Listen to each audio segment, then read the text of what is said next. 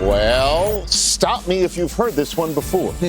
The National Football League season is going to kick off in Kansas City, Missouri, with a banner raising in Arrowhead Stadium. Don't stop me, Mooch, because we have a full, Rich. That's good stuff. You got 2 days until the Ravens and Chiefs kickoff on NBC, and we also have a full 2-hour edition of NFL Gameday season preview presented by Lowe's. We know football. Lowe's knows home improvement. It's time for the 2024 National Football League season. Thrilled to be here for season 22 on NFL Network. I'm your humble host, Rich Eisen, joined by my 12-year veteran at the end of the set, Gerald McCoy. Good to see Geraldini right here, my Hall of Famer, Kurt Warner, and my coach, Steve Mariucci. All right, just let's knuckle up, just for the heck of it. I mean, yeah, do that. That's how we start our shows, Rich. Okay, now we can go. Go where? Where do you want to go? Wherever you want. Let's do this. Let's go. How was your summer, Steve? You know, our summers were fine, right, guys? We were at fine summers, Yeah, but you know what? We were keeping track of you, Rich, this summer. We all were keeping track of you because you Michigan guys stick together, don't you? But you know what? Who beat you here? Schefter? Chevy by Adam Schefter? Oh, geez. Okay, Rich. This is Okay. That was a false start. Wait a minute. Thank you. It was a false start. There was all sorts of issues with this thing, Steve. What? Like what? You fair and square, Rich. What were the issues? Well, first of all, I was wearing shoes that I was not intending to run in. They were like boat shoes. It was terrible. Okay. I ran it 3 times. Schefter's like, well, what do we do? Do you want to run it? And I'm like, why not? I had no idea that he was going to start talking about crowning himself over this. Ooh, wow. You know? Yeah, Schefter. I explained it to McAfee. Do we have that at least? Oh, okay, great. Look, very athletic. Both of you. He said he's 50-something. 53? 57.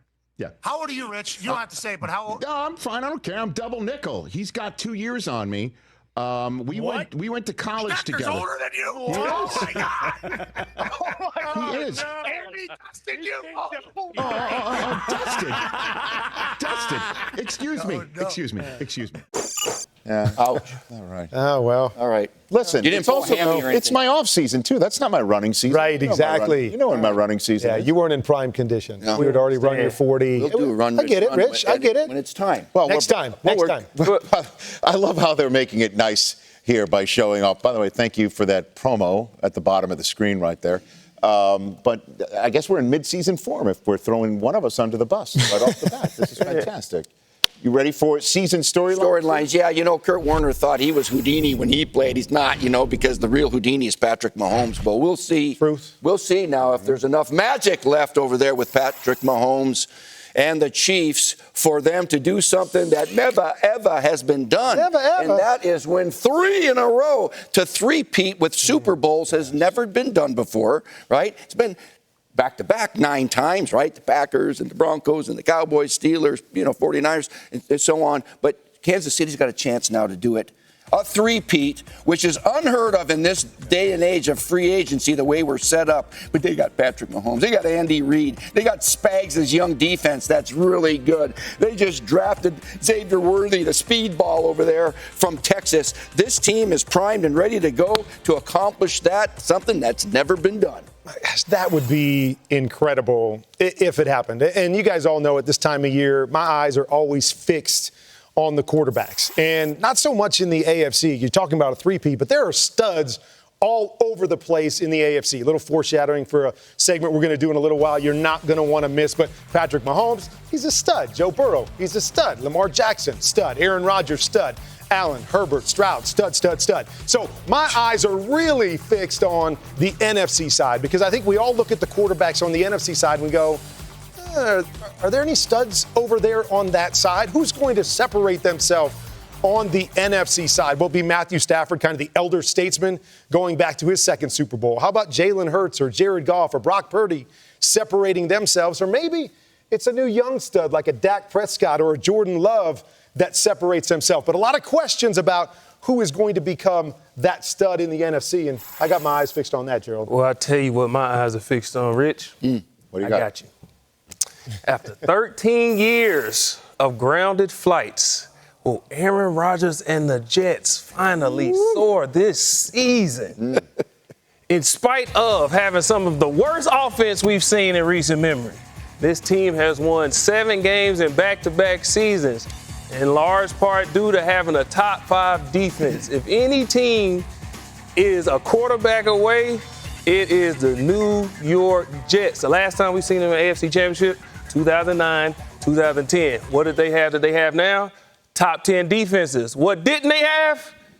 Aaron Rodgers. That's what my eyes are fixed on. Can the Jets soar this season with Aaron Rodgers? Well, and in terms of what you just said, Kurt, too, the top 2 picks in the draft for this year are quarterbacks in the NFC. You want to talk about young studs. Yep. You can see what Caleb Williams does and what Jaden Daniels does, and to see if they can affect any change in the standings that are there for the playoffs. And in terms of what you just said, Gerald, you backed your words with our first division prediction. You and Kurt, you think the Jets are going to win the AFC East.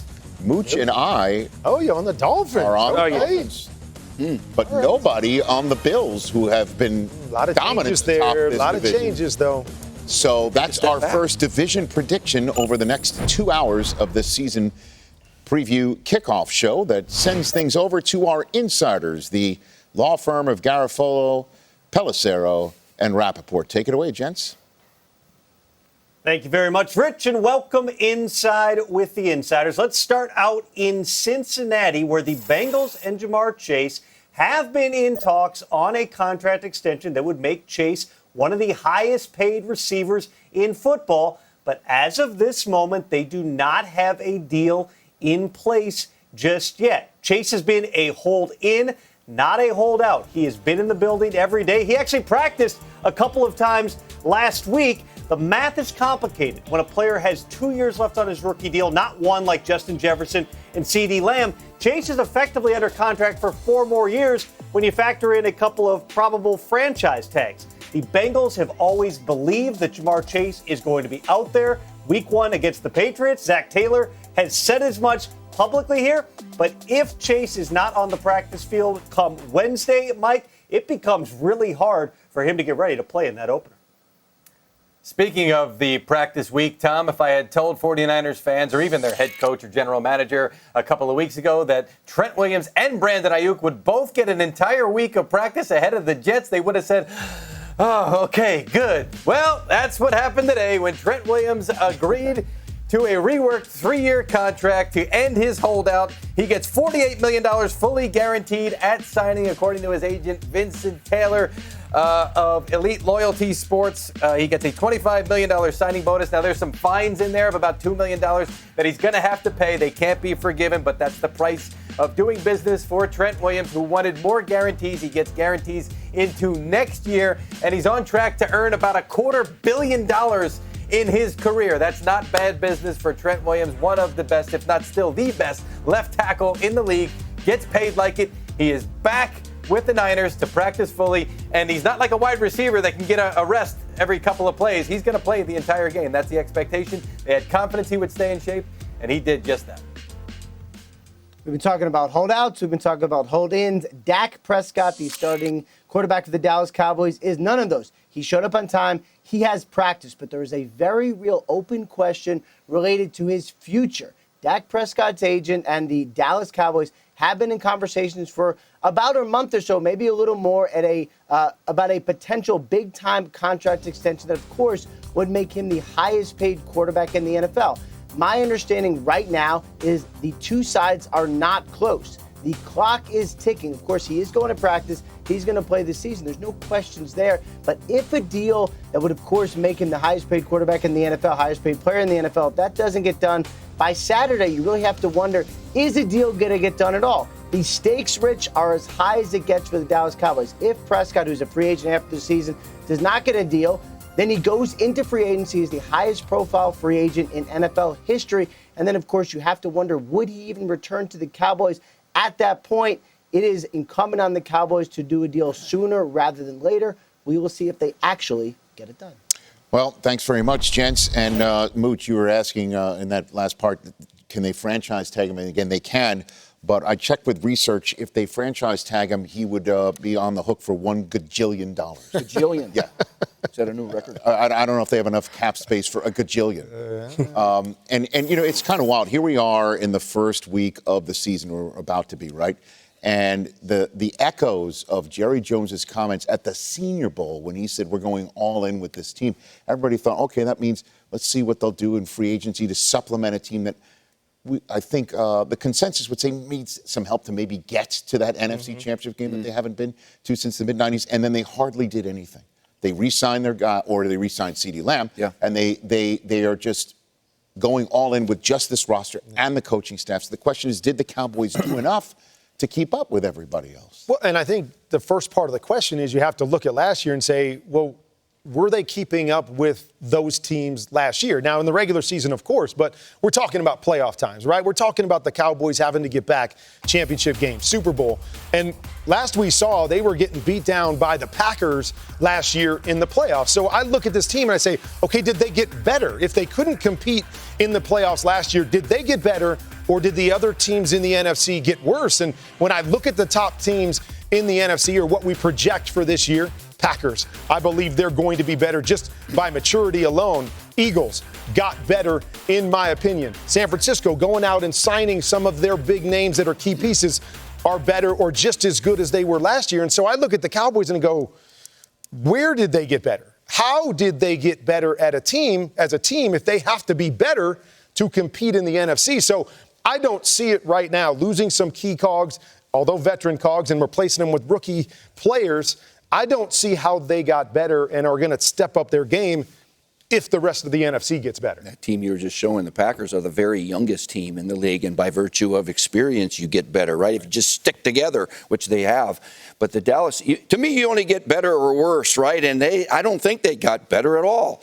They signed CeeDee Lamb. That was good. But that doesn't make you better. It makes his bank account better, but that's it, right? And they drafted Tyler Guyton from Oklahoma, the left tackle, but they needed to because Tyron Smith is gone. That's a great football player that they're missing. Eric Kendricks is a good veteran linebacker that they added, and Trayvon Diggs will help. He missed most of the season, right?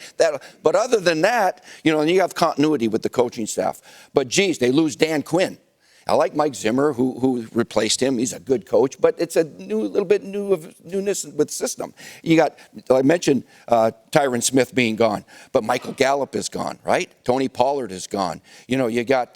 They brought Zeke back, and they're hoping he returns to jumping in the kettle. Get rid of him, go to Pollard. Get rid of him, come back to Zeke. I don't get that. But Dalvin Cook, maybe Dalvin Cook. Maybe Dalvin Cook. Tyler Biadasz is gone too. So it's going to be tough. I'm a fan of Mike McCarthy, but I don't know if they gave him enough help to get better. Well, I say they did get better. Did they have the sexiest or the splash signings? No, they didn't, but they addressed some key issues which they struggled with, like you said, Kurt, in the playoffs. They gave up 143 yards in the playoffs. So what they do, you go out and sign Linval Joseph, who's great against the run. You bring in Jordan Phillips, who can help with stopping the run, give you some push-up to middle, take some pressure off Micah and DeMarcus Lawrence off the end. Okay, why do they bring back Zeke? Last year, we seen that they struggled on short yardage and in the red zone. They seen that Zeke was that missing piece that can get you them tough 2, 3, 4 yards when you need him. When you get in the red zone, he can push the ball into the end zone. You bring in a Dalvin Cook. I know people saying, well, Dalvin Cook didn't really do anything.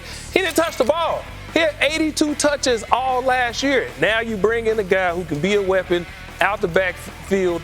You partnered them in the rush game, and I believe that they addressed all the necessary issues where they struggled last year, running the ball on the road. Dalvin Cook, give him the ball a little bit more, and they addressed the small issues instead of like the big splash signings that everybody expected to see. There is a team in the state of Texas that did make it to the divisional round last year and did improve matters quite a bit with their young quarterback. Coming up next on NFL Gameday season preview, that quarterback C.J. Stroud, a unicorn season for him. How much further can the Texans go this year? Gerald McCoy has an answer on the big leap C.J. Stroud might take in season 2. Caleb Williams, the number 1 overall pick from this year. Kurt Warner, what do you like about the signal? You're not putting him in I'm not putting him in the corner, but I do have an XL. I'm going to show you. And you chatted with Sean McVay, too. Oh, Kurt's doing it all. Well, yeah, let's start out with week 1. Schedule makers always do a great job. Back to Detroit, where you guys had that great playoff matchup to finish the season last year.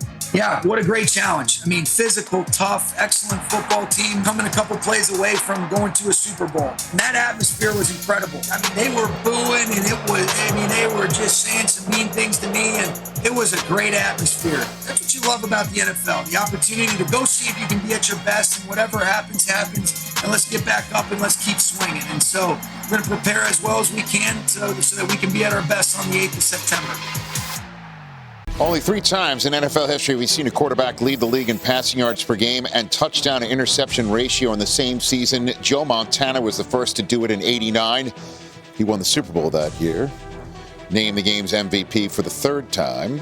18 years later, we saw it again. Tom Brady did it, and he did it in a season with 50 touchdown passes, a 16-0 regular season perfection. Led the league in yards per game and touchdown to interception ratio then. And then we hadn't seen it until last year when C.J. Stroud did it, coming off the campus in Columbus. 23 touchdowns, only 5 picks as a rookie, and he threw for 273.9 yards per game. What a remarkable season for the offensive rookie of the year. 3rd most passing yards by a rookie in NFL history, 4,100 passing yards. He was the first rookie quarterback to win the division since Dak Prescott did it. And a minimum of 10 starts we're including. And he's the first rookie to lead the NFL in interception percentage since Paul Governale did it in 1946. Oh, look at that imagery. Look at that imagery. And yet, Gerald, the Jaguars, huh? Okay. Yeah. All right. Jags, I believe in them. All right. Believe in the Jaguars.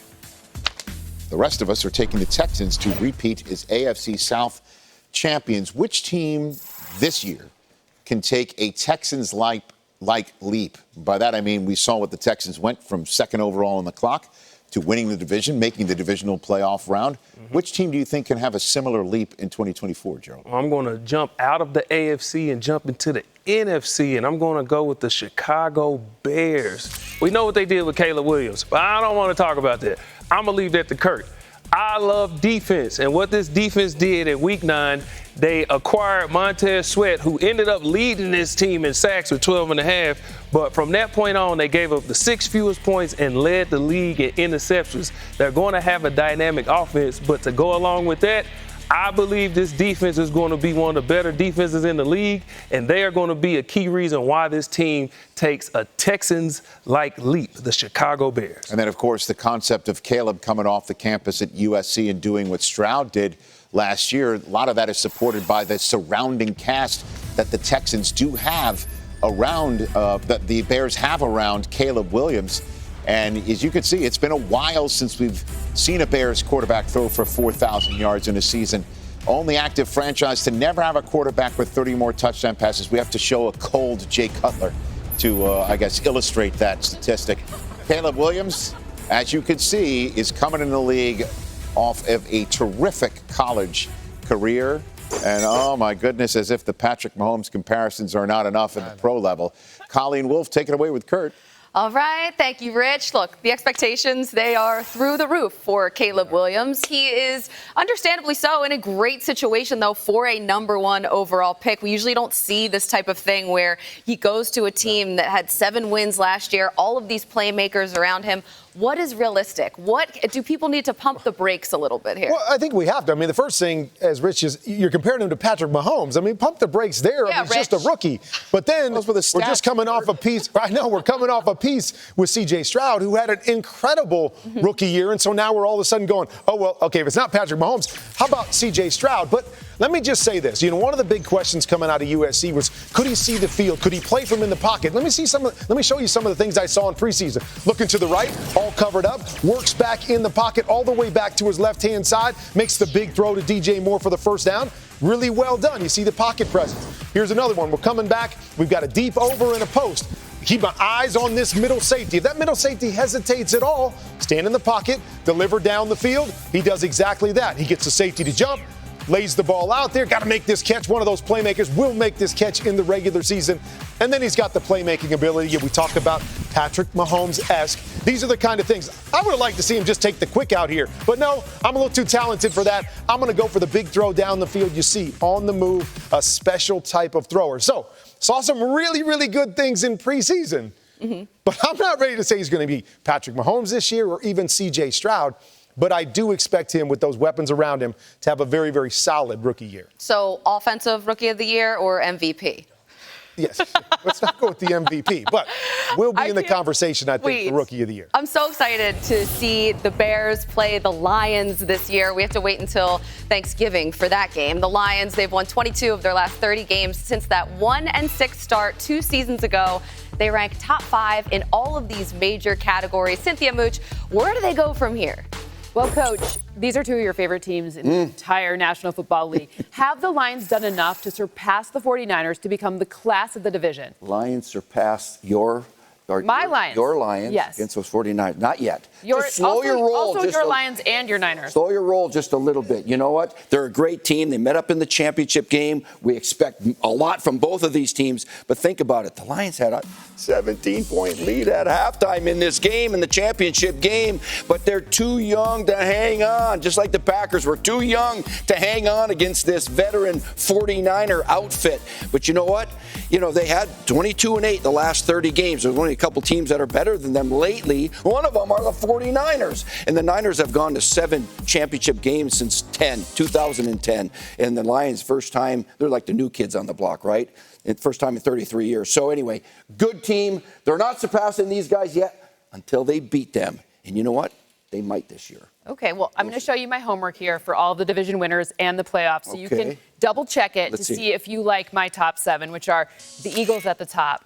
And then I have San Francisco, Detroit, Atlanta, Green Bay, Dallas, and at the end, the Rams. How do you feel about my homework? Wow. The Eagles at the top, huh? Yeah, Eagles at the top. Okay, I didn't see that coming. All right. I thought the Niners would be at the top. I like Detroit. Atlanta, you like Kirk Cousins, huh? Yeah. So, yes. All right, Reg, help us out here. I think Mooch is asking to see your work. My homework. He's got it. I'll show him all. I don't know, Mooch. Come on now. Her model. That's what the numbers are saying. Packers and Eagles in Breath Hill on Friday night, streaming exclusively on Peacock. Go to NFL.com/kickoff to learn more about the exciting Friday night Game 2 of the 2024 season. All right, Gerald, you're on fire, man. You're on fire. Bears win the North. The rest of us say the Lions. You're standing out there by yourself, but that's Gerald McCoy, man. Yeah, that's me, man. Stand up. Gerald Beanie right there. Okay. The Falcons made a splash signing Kirk Cousins, 4 years, $180 million, and then they drafted a rookie, 8th overall at the position. Will they get off to a hot start? Are they the favorites in the NFC South now? We'll discuss next. All right. There's your Atlanta Falcons captains. Kirk Cousins is in town, and he's trying to bring the Falcons their first ever Super Bowl. And as we all know, a monster contract. The Falcons then drafted Michael Penix, 8th overall after all of that. And Arthur Smith's offense out. And Raheem Morris is now the head coach there, where he's going to bring a stout defensive mindset and hope that Kirk Cousins brings his high-octane game coming back from an Achilles injury of his own to lead the offense on the field and the Falcons to an NFC South title. And who knows after that? Are they the favorites in that division, Steve Mariucci? I think they are. I think Raheem's going to do a great job. He's a heck of a coach. And Kirk Cousins is the experienced quarterback that I think this team needs with these weapons, these young weapons that they have, right? Kyle Pitts is a heck of a player with some speed at tight end, and Drake London, and how about Bijan Robinson? That running back at 1,400 scrimmage yards. He's a heck of a receiver out of the backfield. And so you get Bijan Robinson running the football and being that dual threat guy, and then add a quarterback who's very good with play action pass. Kurt had 16 touchdown passes on play-action pass last year. He's very good. He's not a big guy, so you got to be a good ball handler when you throw from the pocket. And so he is just that. I think he's exactly what this team needs to win this division, Kurt. And I know this team finished 3rd in the division last year, but they were competitive all year long, and the problem was they couldn't figure out the quarterback position. So I believe the answer is yes as well. And it's not just Kirk Cousins, though. He solidifies things on offense. He makes them better on offense. I also love what they did on defense. I thought they had a good defense last year, but you add guys like Matthew Judon. You add a guy like Justin Simmons, an all-pro safety, and you make this defense even better in a division where I don't believe anybody is head and shoulders above the rest. I don't believe anybody is out there that you say, oh, my gosh, they scare you. Look out. I believe Atlanta is the team to beat. Look out! Someone's about to. Someone's about. Come on, Jerry. Fire the cannons! Head not hard. Fire them. Head not hard. Fire them, Said they Gerald. couldn't figure out the quarterback position. They couldn't. They still haven't figured out the quarterback position. Why am I supposed to believe that Kirk Cousins is the answer? And they don't even believe he's the answer. They paid him, signed him, paid him all this money, and then you know what they did? I know what they drafted a quarterback with the 8th overall pick. Let me take the bias out of it. Let's talk some football. Let me take the bias out of it. Yes. Impossible. I don't believe this makes them the favorite for simple reasons. Continuity. What I mean by that is camaraderie, chemistry. You guys understand that chemistry matters. Camaraderie matters. Who has the best of that in the division? The Buccaneers. They brought back all their top players. But let's just talk. I love that. But let's just talk about who they have. They have the best wide receiver tandem in the division in Mike Evans and Chris Godwin. They have the best linebacker in the division with Levante David. They have the best safety in the division with Antoine Winfield. You can argue they have the best quarterback in the division. They have the best defensive tackle tandem in the division. And there's nothing scarier than a Baker Mayfield who came in last year with the unknown, having his best season of all time, with an organization signing him back and saying, you're our guy. You bring this group back. The Buccaneers are the favorites. What is that noise? It sounds like something's not agreeing with somebody. In all honesty, though, you don't buy that the Falcons are saying they were looking down the road, that they're 8th overall, and they chose the kid because they want to make sure 3-4 years from now they're not in the same position that they've been for the last 3-4 years? You don't buy that? I ain't buying nothing Falcons. Okay, there we go. Falcons. There it is. No bias. No bias. Very good. No bias. Oh, there, of course. Oh, man, who did I pick? I'm throwing it out there. He's not agreeing with it. No. So where's that noise again? Honestly, I think there's something, you can take something to coat that and soothe it. Yeah. That's what I'm saying. Let's So that's the burrito. NFC South predictions. Colleen, Cynthia, take it away. Thank you. Time for Who Scores, presented by DraftKings Sportsbook. And Cynthia, it's basically here. The games are about to happen, as will the scores happen. And we're all waiting to see who's going to score first. So 3 players most likely to score a touchdown first in week 1. So listen, all 3 of these players have something in common, and let's see if you can pick up what it is. They're all players. Yeah, they're all going to score a touchdown. But the first one, listen, this one's obvious. You picked him 1.01 in your fantasy league for a reason. Christian McCaffrey. Understand this Jets defense is top ranked. There's tons of statistical categories where they're awesome. But Christian McCaffrey is just that much more awesome. Compressed formations, shifts, motion, the whole thing. Kyle Shanahan, it is, the Kyle Shanahan offense. This is the Kyle Shanahan we are alluding to. Yes, Christian McCaffrey, Brandon Ayuk, and Trent Williams all returning to practice too this week. What a sight. Okay, who else? Okay, so a guy who used to work in San Francisco but now works in Miami, he has this receiver named Tyreek Hill. And I get it, they're playing against Duval, not in Duval, it's in Miami. But it's going to be a nice day for Tyreek Hill. Again, my number 1 receiver for the entire week. He's getting in the end zone, almost that 100-yard mark. Week 1, I have a conservative model. That rarely happens. Tyreek said this is the best Dolphins team he's seen since he's been there. So prove it. Let's see it. Okay. Okay, another. Here's the link. Another coach from the tree of Shanahan and McVay and Kevin O'Connell. Shanahan, I love. Mick Shanahan. That's actually the new one here. I'm looking at Aaron Jones in this new look Minnesota offense. 74 yards, a touchdown, and 2 receptions for 19. Aaron Jones, end zone. Don't forget about that one if you're thinking about maybe using him in your flex or not. Aaron Jones saying that he's just entering his prime. Honestly, Aaron, us too. He's about to score. Yes. DraftKings Sportsbook, it is the number 1 place to bet touchdowns this season and during week 1. New customers can bet $5 and pocket $250 in bonus bets instantly and get 1 month of NFL Plus Premium. Download the app and use promo code GAME when you sign up. DraftKings Sportsbook, the crown is yours. The Buffalo Bills will have some new faces scoring touchdowns this season. Quite a few losses for Buffalo on both sides of the ball. Kurt Mooch, how's this going to work out? Okay, Colleen, thanks. I'll tell you how it's going to work out, but I'll wait till Kurt says his 2 cents, okay? They won the division now 4 years in a row. I know they have. Kurt, will they take a couple steps back after losing? Let's start with those 2 receivers, Diggs and Gabe Davis. Yeah, I mean, none of us picked them to win the division again. And This guy, I love this guy. I said at the beginning, this guy's a stud. This guy can carry this football team. But if you look at him with the losses on the outside, some of the losses on defense, and you say, okay, how do they stop from taking that step back? I guess we can look at the end of the year last year. This team changed when Joe Brady took over.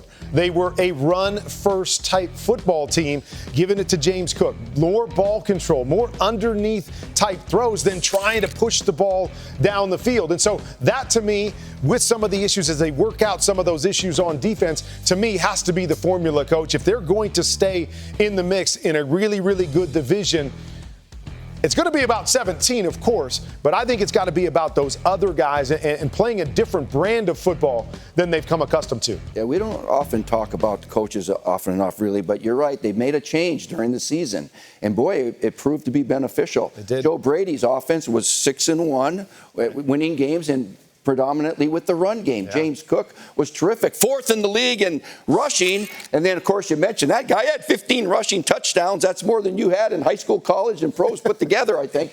But they can run the football. They're going to have to. Kurt, a lot of their rush yards came in 10 personnel. What is that? 4 wides, all right? Spread it out and run. Well, they don't have those 2 good wide receivers. They're going to have to think about maybe 12 personnel, something else. But they'll figure out a way. 4 division titles in a row. We'll see if that guy will keep them in the mix somehow. If they take another one or take a step back. Rich, take it away. Yeah, and the Bills were the team in the AFC playoffs that came closest to knocking Mahomes off his perch last year, but obviously could not. Which AFC team stands in the Chiefs' way for a three-peat the most? That's next. This is NFL Gameday Season Preview. BC. Last year, everybody thought the Chiefs would be ready and ripe for the plucking because they couldn't score more than 28 points in their last 10 games. And as you could see, lowest points per game average by a Super Bowl champion in 15 years. But the defense led the way. They didn't allow more than 28 points in every game. Last time that happened was the 2002 Buccaneers. So with the longest repeat championship drought in league history, now history, we're about to witness the first attempt in 20 seasons at the first ever three-peat in league history, and it's going to be attempted by a franchise that once upon a time, yes, kids, they went 50 years in between Super Bowl appearances, let alone Super Bowl wins, let alone winning 3 out of 5, and now 2 in a row. Yeah. Football life used to be quite different in Kansas City before Patrick Mahomes arrived on the scene to spark a run that could just wind up separating the Chiefs from all other dynasties before theirs. Chiefs Kingdom, embrace this moment. Raise a banner above the National Football League again. This is our moment. Yeah. So many rings. We go back to back to back to back. Like back to back ain't a real thing. I get so many rings. So many. They don't dominate like we dominate. We ain't done. More. Put the ball in 15's hands. Yeah. Inconsistent. You can doubt the Chiefs, dislike the Chiefs, disrespect the Chiefs. You're gonna have to deal with the Chiefs. The Chiefs have won. It is a dynasty. It's been a dynasty. I want to get 3 though. We're going for that three-peat. Three-peat. The last three-peat attempt died in the divisional round, just like the second ever three-peat attempt in league history. The Dolphins in 74 lost in the divisional round. Of the other 6 attempts, 3 teams didn't even make the playoffs, while 3 made it as far as their respective championship games. Oh boy, we're going to put this Lowe's sponsorship to the test. Home team help presented by Lowe's. We know football. Lowe's knows home improvement, and there are props. Yes, thanks to Lowe's. We got tools back, and so we're going to do this segment with tools, fellas. And so the question, Coach, you talked about it in your storylines, the chance for the Kansas City Chiefs to three-peat, something that we've never seen in the National Football League. Ever. But if they're not able to do it, who's that team? Who is that team that's going to knock them off? And I want you to tell me is that your bucket? Through some tools. That's my bucket, but you can use my bucket. Those are my buckets. You can use my bucket. I'm going to get my own bucket. I'll tell you who can knock them off. I'll tell you who can knock off the Chiefs. How about that team called the Baltimore Ravens? But to beat the Chiefs, man, they're good on defense, so you need a dual threat. You need a dual threat quarterback, a guy that can run and throw, and Lamar Jackson can do just that, all right? He can cut. If I had a saw up here, I would cut right through the defense with it. But you know what? Guess who they added? And they're one of the best rushing teams we've ever seen. Lamar's been leading the team with, but they need a hammer. They have a hammer, don't they? I don't know if I'm going to hit the bottom or this side. This makes better noise right here. Derrick Henry is at home there, baby, because they are going to pound the rock with Derrick Henry. He will be the hammer, and that's the only tools I'm using. The drills, dual threat, and the hammer. Because Kurt wants all these tools right here. All right, go for it. All right, I like it. Okay. If I have to pick a team that I feel can knock them off, I'm going to go with the team that I spoke about earlier, the New York Jets. And Kurt, you were one of these guys. They have a great defense, but you need a quarterback who can drop the ball in the bucket. They thought they had that guy. He was dropping the ball in the bucket at his pro day, and Zach Wilson, he's making all these spectacular throws. He said, Zach, it's your team. Can you please drop it in the bucket? Drop it in the bucket, Zach. Oh, jeez. We said drop it in the bucket, Zach. All right, Zach, that's enough with that. We got to go get us a guy who can drop it in the bucket. And guess what? They got Aaron Rodgers. Got a guy that can gently drop it in the bucket. Get it. Okay. I'm going with the New York Jets. All right. You guys are just talking about one or two pieces. I believe you need a lot more than that if you're going to knock off the Chiefs. And so I'm going to actually go with a young gun here in the Houston Texans, because it all starts, you've got to have somebody to drive the ship. So I got my screwdriver because I got C.J. Stroud as the driver of my ship. Everybody needs protection, guys, right? You got to have protection to take down the champs. And we got a good offensive line. We got protection, right?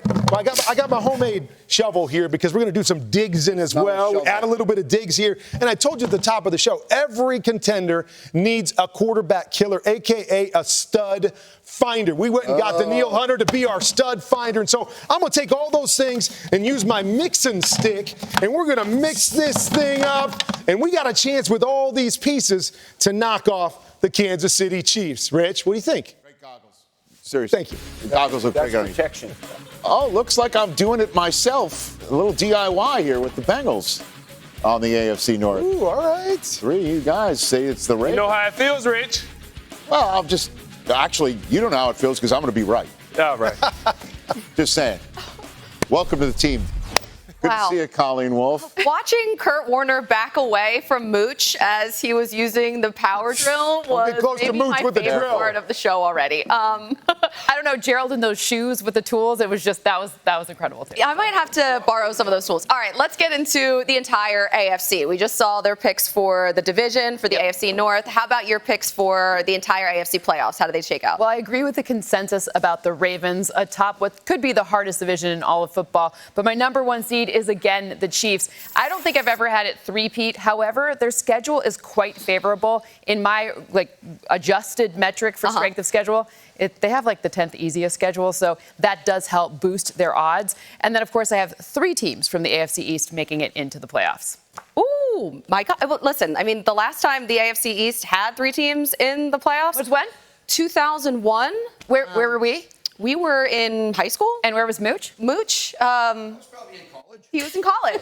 Mooch was in college or working at at Lowe's. Coming up next, who thinks that the Cowboys will smash some records this season? Find out next in our season-long bold predictions. There we go. Mooch.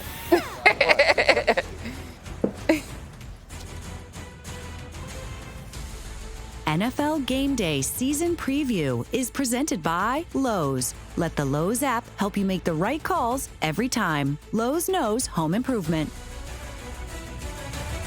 On Sunday, NFL RedZone returns with a free preview. Free Scott Hansen, everybody. Free Scott Hansen for nothing. The Witching Hour, free of charge. Sunday afternoon, go to NFL.com/RedZone. Check your local provider for details. Then us. Oh, look at all of that crew.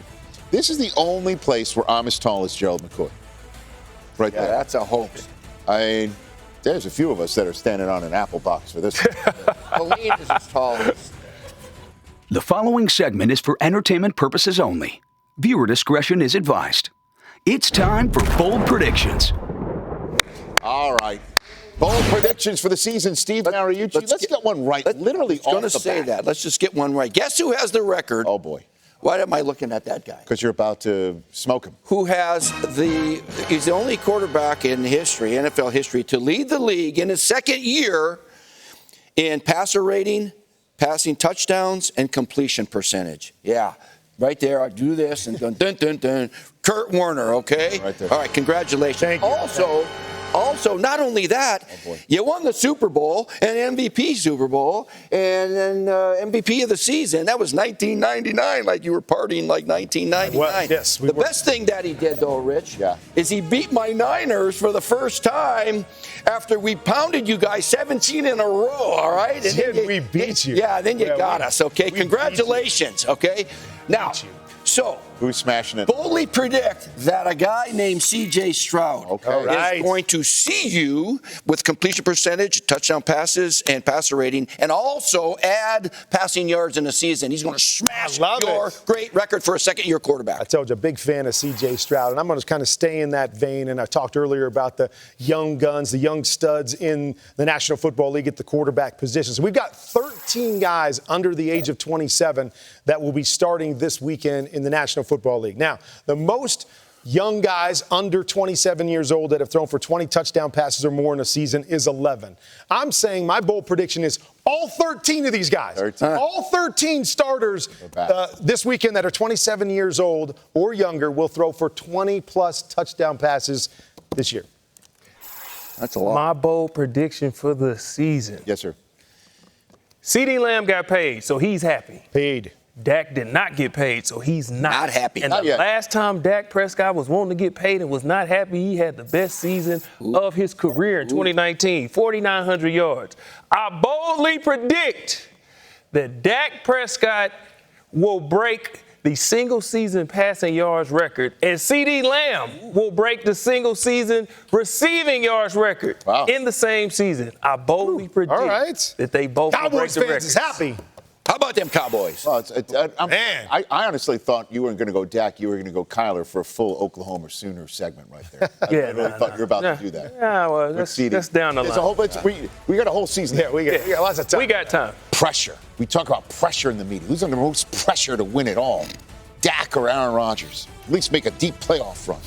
Who's under pressure? Jordan Love and Jalen Hurts. Are they under pressure? They look it right there. Did the Eagles fix their late season woes, and is all the hype about Jordan Love accurate? Kurt Warner also sits down with Sean McVay in hour 2 of our show. Certainly feels like it's finally Super Bowl or bust for the Cowboys and Dak Prescott at quarterback. And that hope that the Jets had to begin the season when Aaron Rodgers came out of the tunnel carrying the American flag, and he will be sacked. Now Rodgers sits down. It is completely torn. He is out for the season. It's one of the worst playoff games the Cowboys have ever played. A long off-season begins right now. There are questions to be asked. I did ask Mike McCarthy, why should the fans buy back into you? I have great confidence in who I am as a coach. Just stick with us. It's going to be an up and down season. But does Aaron Rodgers just want to be good enough to win the division? No, he wants to win the Super Bowl. CeeDee Lamb just got paid. CeeDee Lamb and his giant check, the closest thing the Cowboys in this era ever come to getting to a Super Bowl. Cowboys turn their attention to getting a long-term extension done with their star quarterback. Lamb wasn't here. Dak is here. It'll remain like it's been. I stopped listening to things that he says to the media a long time ago. You're not splashing in title games, let alone Super Bowls. Like, what are we doing? I think it's always Super Bowl or bust when you play for this organization. It's been a rough stretch the last 13 years, but the tide is turning. So the Cowboys' streak of not reaching a conference championship game, second longest in the game, reached 28 years last year. And then meanwhile, the New York Jets' playoff drought streak got bar mitzvahed. Mazel tov. 13 years. Will it be and counting? That is the way we kick off hour number 2 of our season NFL Game Day season preview show presented by Lowe's. We know football. Lowe's knows home improvement. Rich Eisen, Steve Marici, Kurt Warner, Gerald McCoy, all 4 of us hanging out here. Kicking off this second hour with the question of which team is under the most pressure to make a deep playoff run. Pressure. You know, pressure. Which team, which player? If we're talking about these two teams, we're talking about these quarterbacks. Okay. You know, I mean, I think it's for me, solely fixed on the two quarterbacks. Obviously, there's pressure for both teams to make it. You talked about the drought with the Cowboys. Obviously, the Jets have the long drought as well. But I just believe there's more pressure on the Jets and specifically on Aaron Rodgers because of the situation at this point in his career, that you don't have a lot of opportunities left. And we know that he will always go down as one of the greatest quarterbacks that this league has ever seen. But to take that step into that next category, you have to play in more than one Super Bowl. And I believe Aaron understands this. He was brought to New York because they felt they were a quarterback away with that great defense and the young weapons that they have on offense. And then last year, we all know what happened. So if I'm looking at these two teams, I believe Dak is going to have more time, more opportunity to get back there and, make that deep run and specifically go to the Super Bowl. But I just believe that Aaron Rodgers and that Jets team, everybody involved in it, has a lot of pressure on them this year to live up to all the hype that we've been talking about for over a year now. Yeah, I agree. I'm going with the Jets as well. I mean, we talk about the Cowboys. They've been wishing up on a star, no pun intended, for the last 30 years, and they failed for 30 years. So you've been doing that over and over. Expectations cease to exist, and we just expect failure. So I'm going with the Jets because for a long time, for the first time in a long time, we have real expectations. And like Kurt said, they have a quarterback that can actually get it done. They have the defense, they have all the weapons, and they have the quarterback. And Aaron Rodgers, every time he has a top 10 defense, 2021, he won MVP. 2020, he won MVP.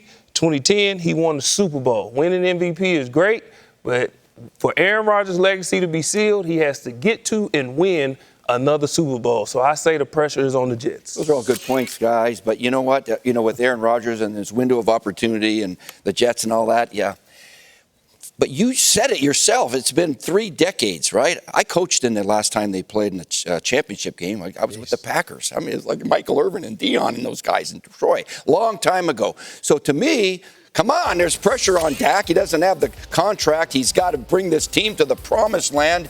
You got Mike McCarthy with pressure to save his job. You got a team with, talk about high expectations. The Dallas Cowboys have pressure to succeed, and it's a high bar that has been set. It's not just make the playoffs. They've got to get back to that championship game and maybe more because Dak, quite frankly, hasn't done a lot in his career compared to Aaron Rodgers, right? Aaron Rodgers, 4 MVPs and all of that stuff. Dak has won 2 playoff games. And for what he might make in a new contract for $57 million a year, if he gets hurt or if he doesn't play well, talk about pressure. He might not make close to that if some of these things don't come to fruition. So I think the Dallas Cowboys, all eyes will be on America's team, and they've got to perform this year. Just listening to everything that you guys said, you were talking about how the Cowboys haven't done it for 30 years. It's been almost my entire life. It's been a while. For the Jets. And then the other thing is, though, for your point, is that if the Jets don't make the playoffs, is it possible the front office gets fired? Yeah. If the Dallas Cowboys don't make the playoffs, does the front office get fired? Nope. Okay. So there's a little bit of both and everything of what you guys are saying. And Gerald McCoy thinks the Cowboys do win the division. The no rest of us, expectations, so we're back on the Eagles. They have no expectations. You just said that, so now no expectations. Win the division. More pressure. I like it. Go win the division. I like it. Let's do it. And Gerald says they will do, in fact, just that. Because of the shocking circumstances surrounding his being drafted in the first round by the Green Bay Packers, many folks forget who was the next quarterback taken after Jordan Love in the 2020 NFL Draft, and that would be Jalen Hurts, whose drafting by the Eagles raised an eyebrow or two in Philadelphia because Carson Wentz was then still the supposed man for the job there. Smash cut to 4 years later, when Love and Hurts take the field against one another as clear franchise futures, top-of-the-market piz-aid quarterbacks, handpicked by the NFL as faces to put on the league's massive first-ever stage in Brazil this Friday night. Love is in the air. We got pain in our hearts. Let that show. I tell you what, I'm falling in love. What? A dagger right through the heart. What's love got to do with it? Hurts does it again. Tush push or whatever they call it. Nothing you can do about that. Hurts quarterback draw. He's in. The Eagles win. How do we look away from the collapse that happened to the Eagles last season? Oh, that one hurts. I'm tired of fighting with the Eagles. They went to a dark place where none of us could follow last year. Jordan Love's the hottest quarterback in the league. Now locked up as the franchise QB. And it was worth the wait, wasn't it? Ooh, what a game we will have this week on Friday in Brazil with the Packers and the Eagles. So let's go with this first. Will the Eagles fans fall back in love with the Eagles offense on Friday, Gerald? Well, they have every reason to. With everything we've heard coming out of training camp, Jalen Hurts looks better than he's ever looked. They have That's what you hear during training camp, though. Yeah, but we haven't heard it to this level. And they have two top wide receivers in the league. You bring in a guy, I don't know, Saquon Barkley, who's a top running back in the league. They have every reason to fall back in love with this offense. My only concern is losing Jason Kelce. Yeah. When he's in the center of that offense, he makes everything go. He was calling out all the protections, all the defenses. They have every reason to fall back in love. But with Jason Kelce being gone, I don't know. Well, we'll perhaps see. a few more motions and shifts, too, with Kellen Moore running things. That could be a new little wrinkle to look out for Eagles fans. Cynthia, what about on the other side of things, Jordan Love? How will he perform against this Eagles defense? Well, the good news for Jordan Love is that he gets to stand behind a line that allowed the third lowest pressure rate last season and allowed their quarterback to hold on to the ball for the fourth longest time. So that drives a 264 passing yard, 2 touchdowns with 1 interception day. Just for fantasy players, that's a QB 15 ranking, so not playable in a 12-team league for me. Okay, well, we'll get to see these fast, young wideouts for the Packers going up against the remade Philadelphia secondary. That's a super fun matchup. We're excited for it. The fact that it's being played on Friday night, too. The last Week 1 game played on a Friday was back on September 18th, 1970, when the Los Angeles Rams hosted the St. Louis Cardinals at the LA Coliseum. Roman Gabriel threw 3 touchdown passes in a 34-13 Rams win. I remember it, Kurt, like it was yesterday. Thanks a lot, Colleen. When Sean McVay was hired by the Rams 8 years ago, he became the first head coach in modern NFL history under the age of 31. He would go on to become the first in NFL history to coach in 2 Super Bowls before the age of 37, winning 1. This year has been full of firsts as well for the Rams coach. He's become a first-time dad. He made his first-round pick as a head coach, and it will be his first without NFL great Aaron Donald. Yet despite all these firsts, McVay is excited about the possibilities. He's hoping by year's end, he finds himself back in a familiar territory once again, a 3rd Super Bowl in 8 years. Hey, keep eating. Let's go. So, Coach, you're entering your 8th season as the Rams head coach, 4th longest tenured guy in the NFL. What excites you going into every new season? I think really the new challenges, the new people. You know this as well as I do, Kurt. It's every year is a new year, and every year presents multiple challenges. What you did last year is not going to get you the same success that you had the previous year, and so we're looking forward to it. But I think just the newness of it and the competitiveness and the challenges that are inevitable in a season. This year, you're going to have to do without one of the greatest players that this league has ever seen in Aaron Donald. So who do you identify on the defensive side that you say, all right, these guys are going to have the impact to replace what we lost in '99? Nobody's going to be Aaron Donald. I don't want anybody to try to do that. What a blessing it was to be able to work with him for 7 years. Hey, Aaron, this is the moment, right now. He had a tremendous influence on some players that are still here, on Kobe Turner, on Bobby Brown. And then you add some guys like Braden Fisk, like Jared Verse. You bring in a guy like Tre'Davious White. Quentin Lake's ready to assert himself in a leadership role. And so I'm really excited about those guys and this team really being able to put their personality on, their style of play. Hey, when the pass on, we see who's a football player. And I want guys to be themselves, not try to be anybody else, but they sure saw a great example of somebody that modeled the way, and that's the best way to demonstrate authentic leadership. Stafford from the pocket. He deals down the seam. It's caught. Touchdown, LA!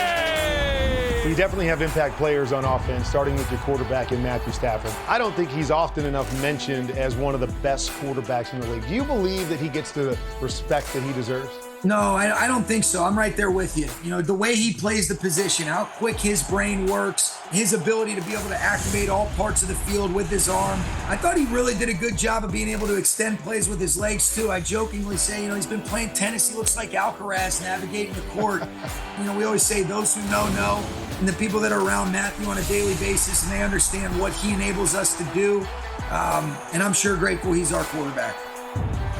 Well, Matthew's got a couple big-time weapons on his side of the ball as well. And let's start with Cooper Kupp. A few years removed from his record-breaking season. What can we expect from Cooper this year? I think a healthier guy, and he still was incredibly productive for us last year in spite of all the different things that he was working through, but it shows you what a special guy he is. And I was even more proud of the way that he positively impacted our team, both on the field but also off the field. Puka Nacua doesn't do what he does without the mentorship and guidance of a Cooper Kupp.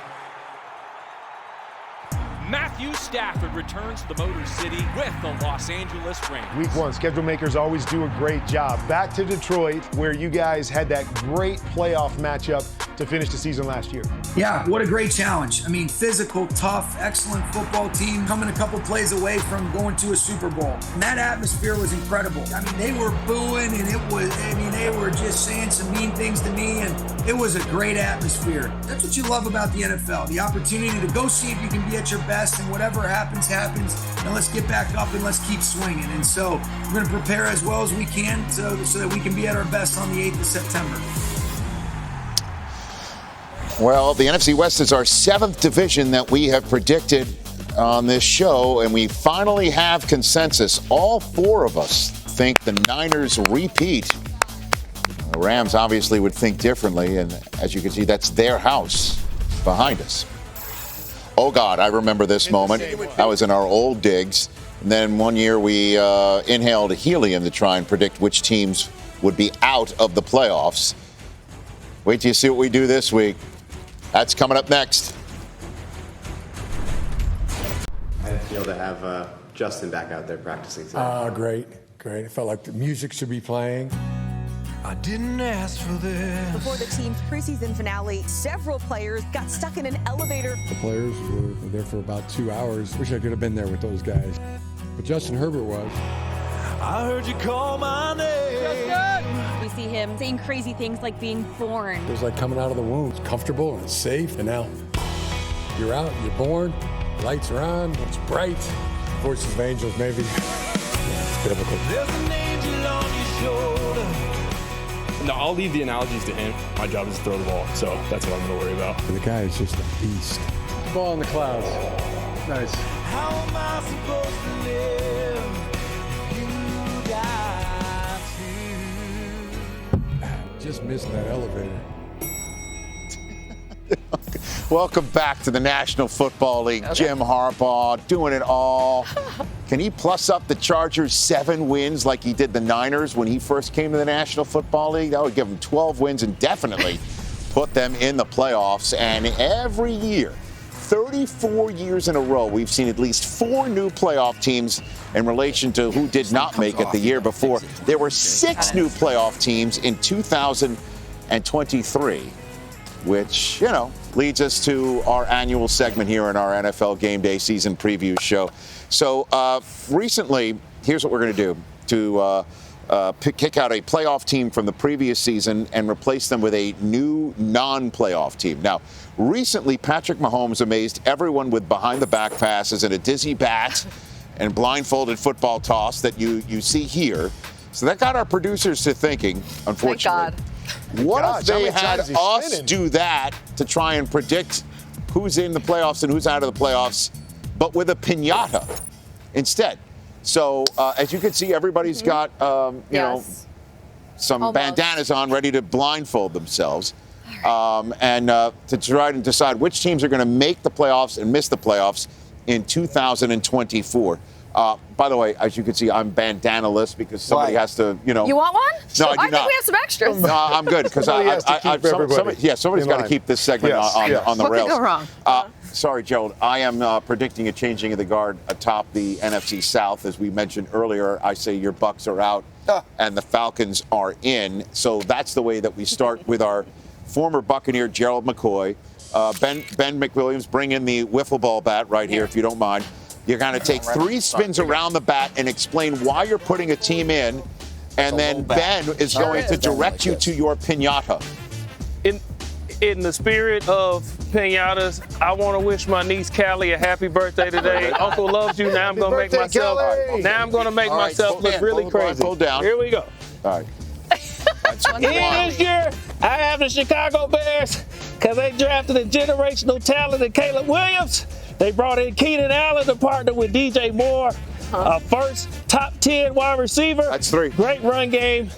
Top defense. Here we go. So I got the Chicago Bears. Back up. Careful. Wait, give me that back. Up the bat. Oh, my God. Sorry. Oh, my God. Come on, man. This way. Hold on, turn around. He's trying Gerald, to you have to be.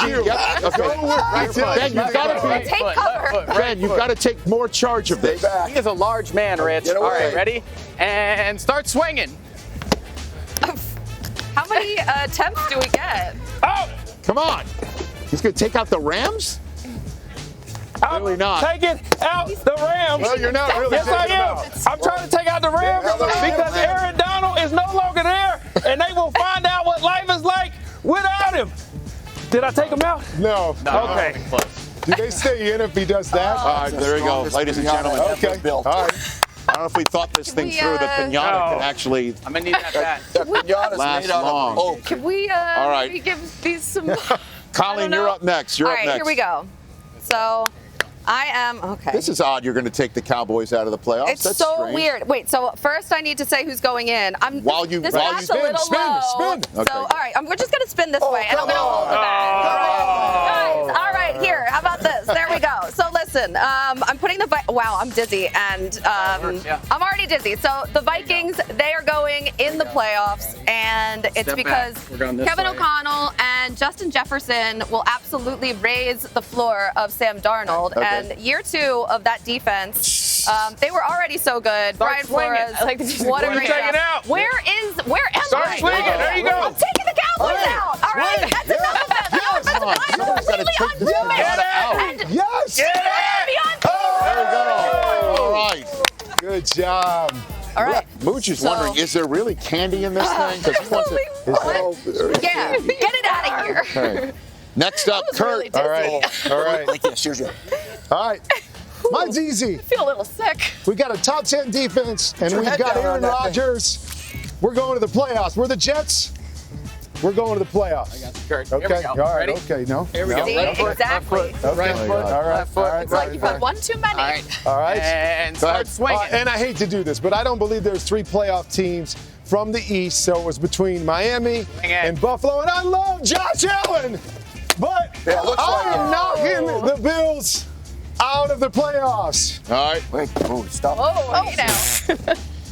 All right, Cynthia, you're up next. Oh, God. Okay. Walk to here. Is this thing even Good luck. open up? You guys should have to also wear heels. Good Lord. Okay. Come on. Okay, so the Cincinnati Bengals play the 4th place schedule, which means that they have the best odds of getting in. Have I done it 3 times now? Best odds of getting in. Whoa. Okay. I got you. It's tough. Maybe you take my shoes off. There we go. Yeah, I took my heels off before. Yeah, so don't worry perfect. about it. Okay, so obviously that means someone needs to come out. Where's the thing? That would have to be the Pittsburgh Steelers, wherever this bat. Come on. Come on. Our boys, yes. Later, Pittsburgh Steelers. Woo! Now, here comes Mariucci. Here we go. Let me show you how there we go on the back, guys. Do it right. Do it. You got to go all the way down. All right. Great form. Well, I'll tell you who's going in. It's going to be the Jacksonville Jaguars. They're 9-8 last year. Didn't get in, but you know what? Trevor Lawrence signed off for a lot of money. Why? Because he's really a good player. And you got Doug Peterson in his 3rd year. He won a Super Bowl. And they got Gabe Davis and Brian Thomas. Is that 3 yet? Yeah. Can I go back? Spin. Wait a minute. I know, it's really. Wait a minute. Okay, where? Step back. This might be his most banned down by the river moment yet. Left foot. What do you mean left foot? Right. Left. Here you go. All right, Mooch. All right. Oh, baby. All right, Swing it. Get out of the way. Get out of the way. There it is. Oh, yeah. Get going. Hit it. Hit it. You almost got it. You're going to get it. You almost got Oh, my it. God, you can't hit it.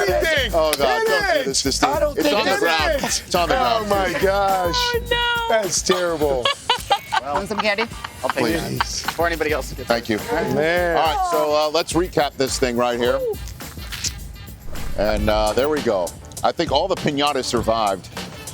Open it up. Mooch wants to actually have something. Yeah, some candy. Wow. Cowboys, Steelers being out, Bills being out, that would be certainly changing in the cards right here if this is in fact true or not. All right, very good. Good stuff, everybody. Mooch, on guard. Feel like you're fencing. Where's your swing? Tell me it was down already. You ever play baseball? Well, that's no fun. Yes, I quite did. Yeah. All right. That segment's over. Coming up next. That was a swing and a miss. In new place, swing and a miss. Like Mooch going for his pinata. Amazing.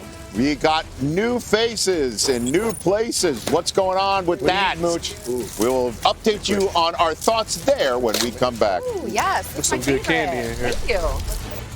New face, new place, new place. Let me bring you up to speed in the league. Look, and with the first pick, Chicago got Caleb Williams, a fresh QB start for the Bears. Oh, what a feeling. Then the Commanders drafted Jaden Daniels in the building. 6 quarterbacks in the first round. Them boys winning. Stephon Diggs is a Texan. Houston's loaded with weapons. Just because he's on a fresh team doesn't mean he's a freshman. Know you heard about Saquon, how he fly with them Eagles. Last season is over. Really, we still believe you. Kirk Cousins to the Falcons. The best possible outcome is a new chance to let them know about it. Russell Wilson's a Steeler and Justin Fields too. They both ready with only the playoffs in their view. Jim Harbaugh got the natty in Ann Arbor. Then he made the leap, signed and took over the Chargers. It's time to go harder. Every team is in the races, making moves to make it happen. New faces, new places. And in terms of new places and faces, running back market has seen unprecedented movement this offseason. 13 players that led their team in rushing are now on new teams. That's the most in NFL history for rushing leaders swapping teams. And as for Week 1 new starting quarterbacks for National Football League teams, well, there's a whole ton there. In terms of that, you can see right here in Week 1, only Will Levis is a starter that was on that team the previous year. Will didn't start Week 1 last year for the Titans. He will this year. Everybody else new to their teams and new starting quarterbacks for Week 1. Kurt, take it away about the player that you think is going to have a great Week 1 debut. And, Rich, I'm going to take one of those guys on the list, and it's a guy that I always like great stories. This guy was drafted in New York. He's going back to New York with a different team, but I love his supporting cast, this being Sam Darnold, his supporting cast in Minnesota. Coach O'Connell, first and foremost, but Justin Jefferson, Jordan Addison. You got Aaron Jones in the backfield. So best weapons that he's had around him. I believe he goes into New York and has a great performance in Week 1, Mooch. Nice throw. Nice catch. I still got that. How about this guy right here? He goes from the New York Football Giants, Saquon Barkley, to the Philadelphia Eagles in the city of brotherly love. Couple things he has now that he didn't have in New York. He's got a couple of wide receivers, A.J. Brown and Devontae Smith, that are going to make safety stay back a little bit and cover the pass. So he ought to have some nice holes to gas through there. That great offensive line that the Philadelphia Eagles have. Kellen Moore, the offensive coordinator, be stubborn with the run and give that guy his touches because he will be dynamite. Here you go. Ooh, good. That was quite the throw there, Mooch. The other running back in this matchup on Friday is also going to see the end zone. I think Josh Jacobs returns to the form that we saw when he led the league in rushing. It starts this week on his new team in Sao Paulo, but for Green Bay. I'm going to walk this over to Gerald because my ball security is second to none. And I am going to go with Brian Burns, who comes over from the Carolina Panthers to the New York Giants. In Week 1, they face Sam Darnold. In MetLife, Sam Darnold said that he was seeing ghosts. Well, you partner Brian Burns with Kayvon Thibodeau and Sexy Dexy, Dexter Lawrence, and they will be like Casper's uncles, Stinky, Stretch, and Fatso. They will resurrect those ghosts in Week 1. Brian Burns will terrorize Sam Darnold in Week 1 for the New York Giants. Over to you, Rich. Thank you. Thursday is going to be the fourth instance of a reigning league MVP going against the defending Super Bowl champion in a kickoff game. Earl Campbell had a rushing touchdown against the Steelers in Week 1 of 1980 and even threw a 57-yard touchdown pass. In 2004, Peyton and Brady faced off for the fourth time. Manning and the Colts lost to the Patriots by 3. Manning finished with 2 touchdowns and an interception, while Mike Vanderjagt missed a potential 48-yard game-tying field goal. And in 2016, the year after Peyton won his second Super Bowl and then retired, Cam Newton lost to the Manningless Broncos in the Super Bowl 50 rematch. Each of the previous 3 reigning league MVPs all lost to the defending Super Bowl champions. And as we all know, the season begins on Thursday night with the Ravens visiting the Kansas City Chiefs in an AFC Championship game rematch. Watch live Thursday, 7:30 p.m. Eastern on NBC. It's NFL Kickoff presented by YouTube TV. Kurt, take it away. Oh, it's the debut of Warner's Corner. Yeah, Warner's Corner. It's not always a bad thing, Rich. We got two-time MVPs in Warner's Corner as we're looking at the opening game on Thursday night. Lamar Jackson, obviously, Patrick Mahomes. And I went back and looked at the conference championship game last year, Coach. And you always look in tight games like that against good football teams. Okay, what's the difference in those games specifically for quarterbacks? And to me, it was all about pressure, Coach. The ability to handle pressure being the quarterback and the entire scheme. Here's a look right here. They got pressure. We got a free hitter coming off the edge, but we got exactly what we want. Inside fade, he's open. Okay, you got to make those kind of plays. Here's another one. We're going to have a chance to pick it all up here and get our main man, Mark Andrews, down the field. Here we go. We got a one-on-one. You got to make those kinds of plays, and you saw it over and over again, right? Not just the quarterback, not just the receiver. Hey, it's about guys that are picking up protection. You got to block better than that as a running back because we got options. Look at this double move by Zay Flowers. That is probably a touchdown there, Coach, but we blow the protection. And then here, it looks like we do everything right. We get it to our young receiver. Nice little hot throw as the free hitter's coming. Man, it looks perfect. But then at the very end, the young man trying to reach out and get in the end zone ends up turning into a fumble. It's a 7-point game. And so the Ravens, to me, it's going to be key that they handle pressure better this time around than they did last year. Both of these great quarterbacks got equal amounts of pressure. It was really funny because Spags plays pressure with man-to-man coverage, where these guys were in a lot of zone blitzes. So that's tough to pick up, too, when you're throwing your quick adjustments and your hots. Patrick Mahomes is as good as anybody at picking up that pressure right with the blitz. And you never know where they're coming from. So it's hard to block them up all the time. So you've got to have answers. It's one of the things that I think Andy Reid does. And this guy right here understands where those answers are. So it's not always about getting a big play. It's about getting a positive play. You're going to watch it. Here it is. Off the edge. Here they come. And you got to hit them from where they attack you, right?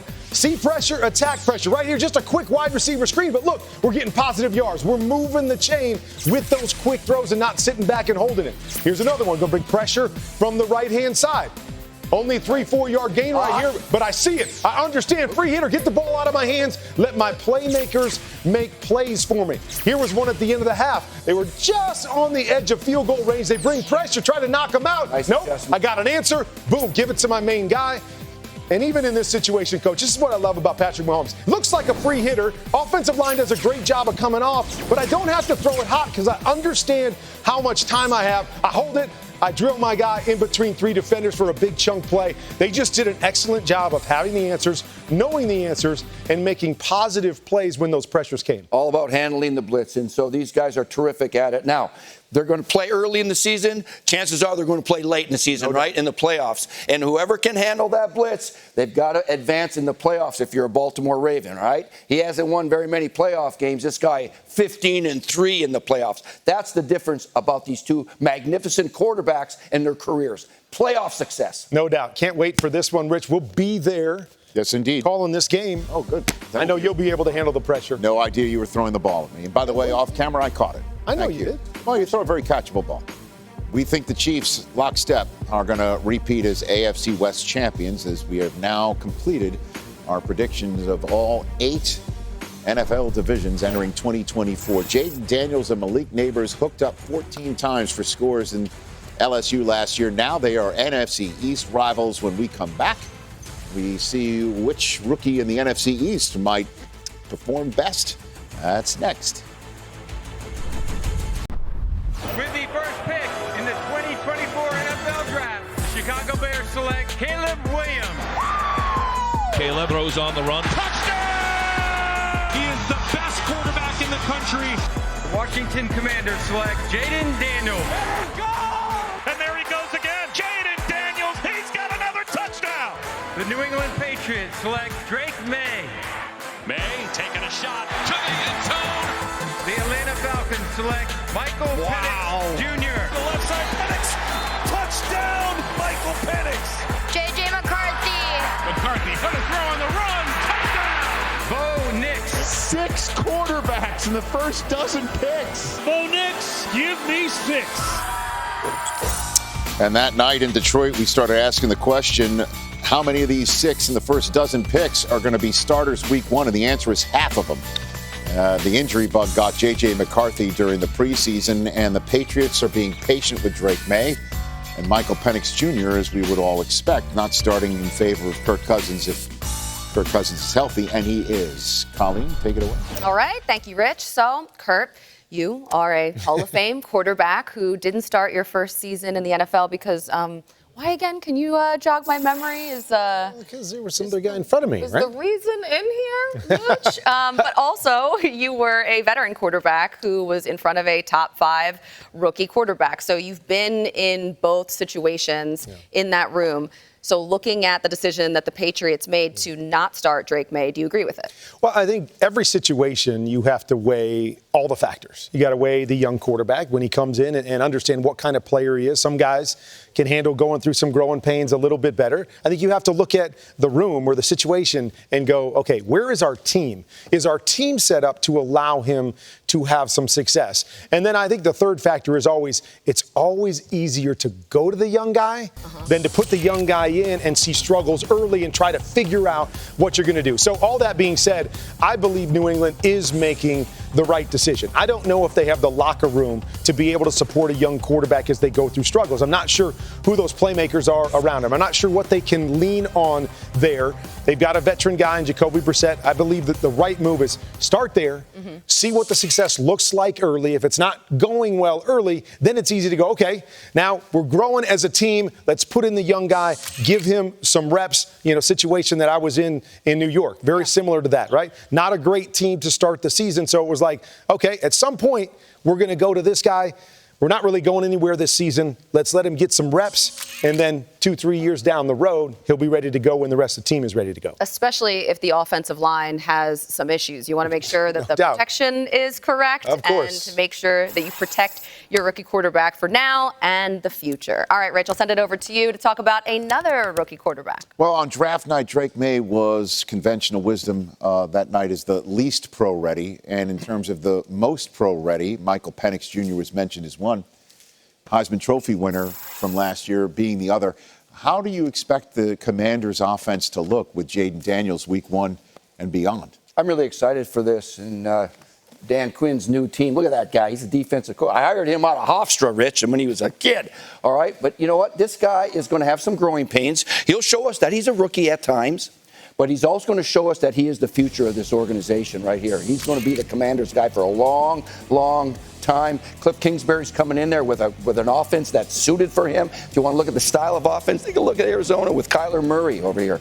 Terry McLaurin's a heck of a receiver. They signed Austin Eckler to help him out in the run game and in the passing game. So Jaden Daniels, I think, is going to have a heck of a year. I just hope, because they were the worst defense in the league last year, that he doesn't have to throw the ball too much play from behind. C.J. Stroud didn't have to play from behind all that much. This kid's going to get tested early and often.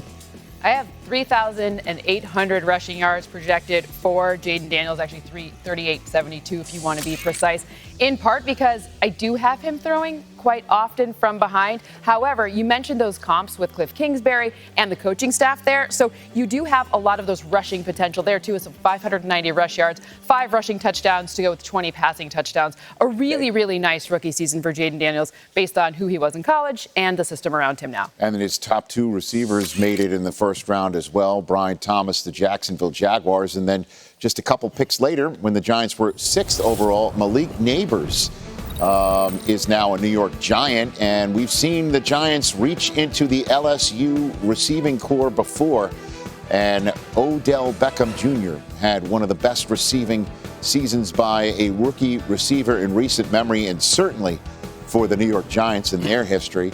So the question is about Malik Neighbors and your expectation level for him. I'm really excited about this kid, and Giant fans, you're excited about this kid, but curb your enthusiasm just a little bit, okay? Uh-oh.